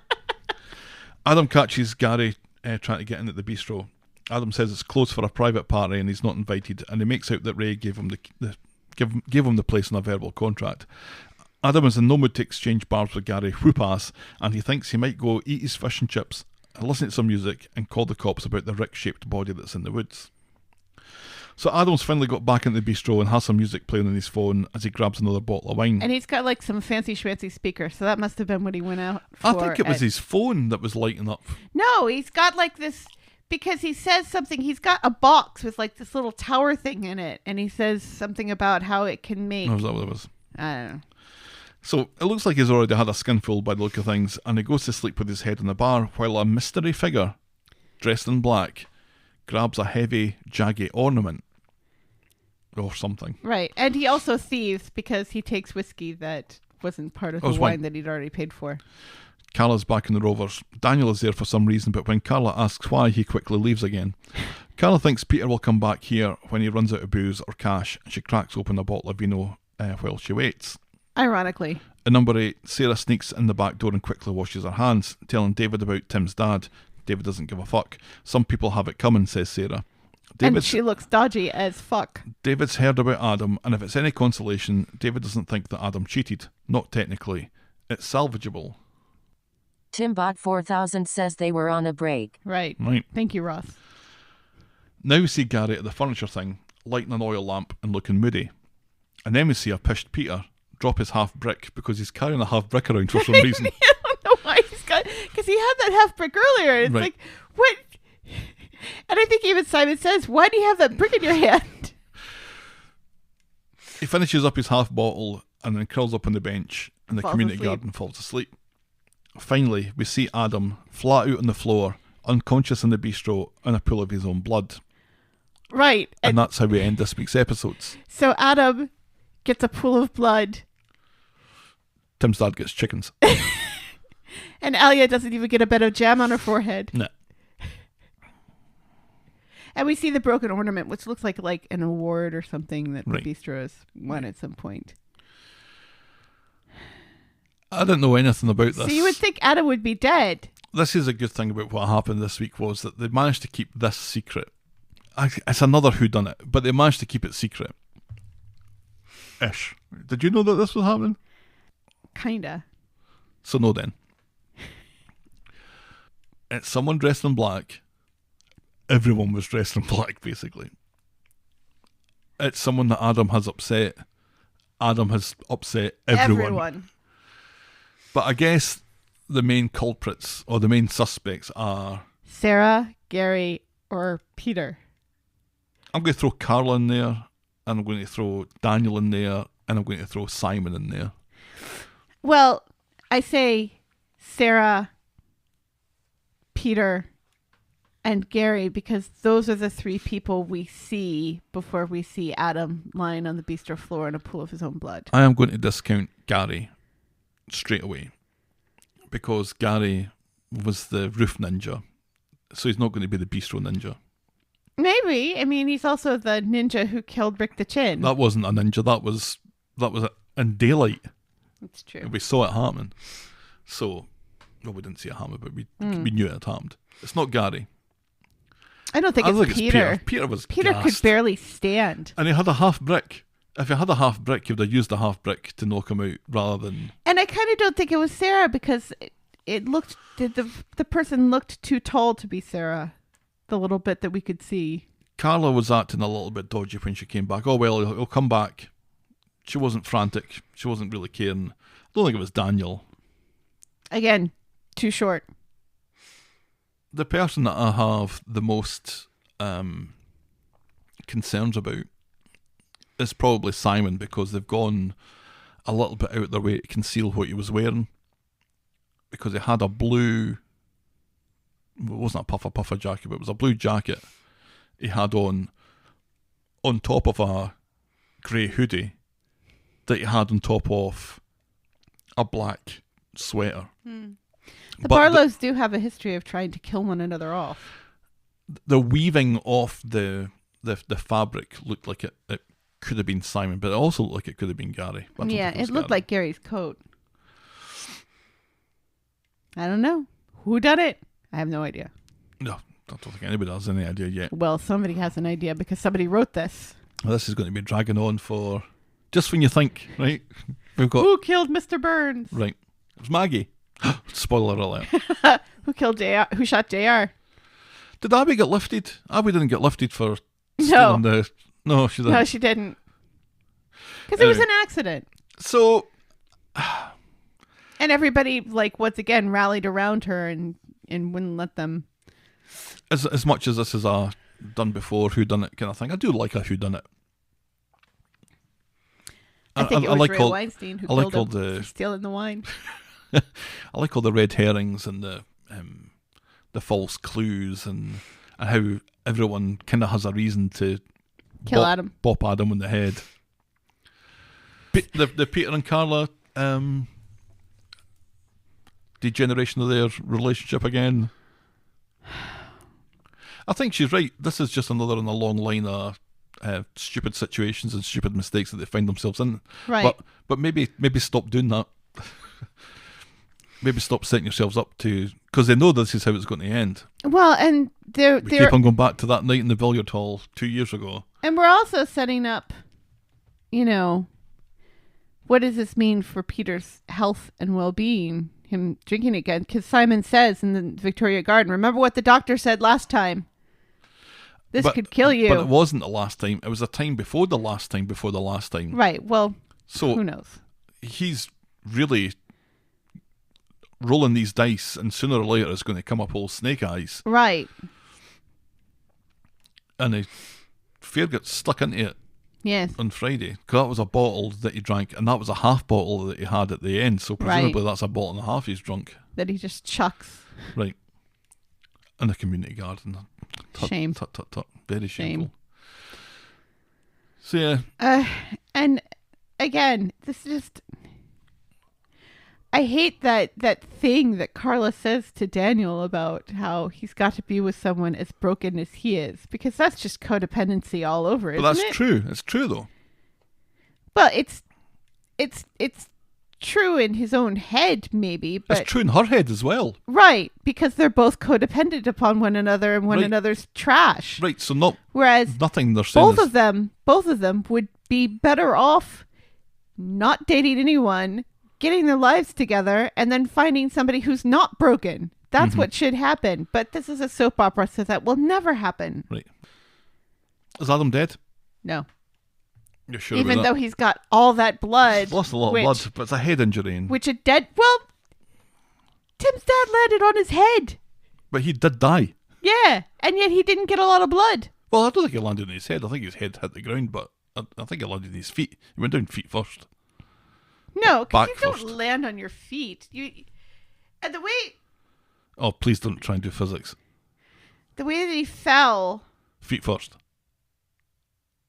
Yeah, would he land on his back? Probably. Yeah. Very neatly landed on his back, though. He should be like all like this. There should be some broken limbs there, but Right. that would require breaking his limbs. Or doing some fancy CGI like they did for Jack's leg. Right. Or, prosthetics.